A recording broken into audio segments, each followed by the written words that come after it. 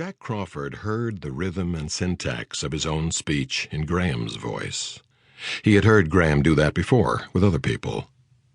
Often in intense conversation, Graham took on the other person's speech patterns. At first, Crawford had thought he was doing it deliberately, that it was a gimmick to get the back-and-forth rhythm going. Later, Crawford realized that Graham did it involuntarily, that sometimes he tried to stop and couldn't. Crawford dipped into his jacket pocket with 2 fingers. He flipped 2 photographs across the table, face up. "All dead," he said. Graham stared at him a moment before picking up the pictures. They were only snapshots. A woman, followed by 3 children, and a duck carried picnic items up the bank of a pond. A family stood behind a cake. After half a minute, he put the photographs down again. He pushed them into a stack with his finger and looked far down the beach where the boy hunkered, examining something in the sand. The woman stood watching, hand on her hip, spent waves creaming around her ankles. She leaned inland to swing her wet hair off her shoulders. Graham, ignoring his guest, watched Molly and the boy for as long as he had looked at the pictures. Crawford was pleased. He kept the satisfaction out of his face with the same care he had used to choose the site of this conversation. He thought he had Graham. Let it cook. 3 remarkably ugly dogs wandered up and flopped to the ground around the table. "My God," Crawford said. "These are probably dogs," Graham explained. "People dump small ones here all the time. I can give away the cute ones. The rest stay around and get to be big ones. They're fat enough." "Molly's a sucker for strays." "You got a nice life here, Will. Molly and the boy. How old is he?" 11.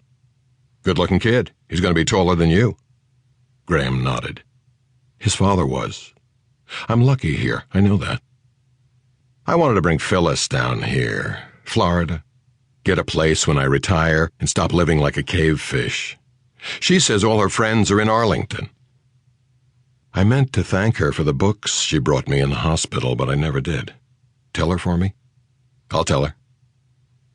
2 small bright birds lit on the table, hoping to find jelly. Crawford watched them hop around until they flew away. "Will, this freak seems to be in phase with the moon. He killed the Jacobys in Birmingham on Saturday night, June 28th, full moon. He killed the Leeds family in Atlanta night before last, July 26th. That's 1 day short of a lunar month. So if we're lucky, we may have a little over 3 weeks before he does it again. I don't think you want to wait here in the Keys and read about the next one in your Miami Herald. Hell, I'm not the Pope. I'm not saying what you ought to do, but I want to ask you, do you respect my judgment, Will?" "Yes." "I think we have a better chance to get him fast if you help. Hell, we'll saddle up and help us. Go to Atlanta and Birmingham and look. Then come on to Washington. Just TDY. Graham did not reply. Crawford waited while 5 waves lapped the beach. Then he got up and slung his suit coat over his shoulder. "Let's talk after dinner." "Stay and eat."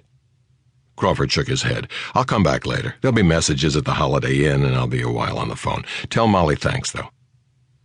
Crawford's rented car raised thin dust that settled on the bushes beside the shell road.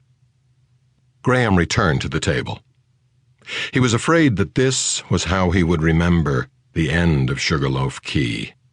Ice melting in 2 tea glasses and paper napkins fluttering off the redwood table in the breeze, and Molly and Willie far down the beach. Sunset on Sugarloaf, the herons still, and the red sun swelling. Will Graham and Molly Foster Graham sat on a bleached drift log, their faces orange in the sunset, backs in violet shadow. She picked up his hand. "Crawford stopped by to see me at the shop before he came out here," she said. "He asked directions to the house. I tried to call you. You really ought to answer the phone once in a while."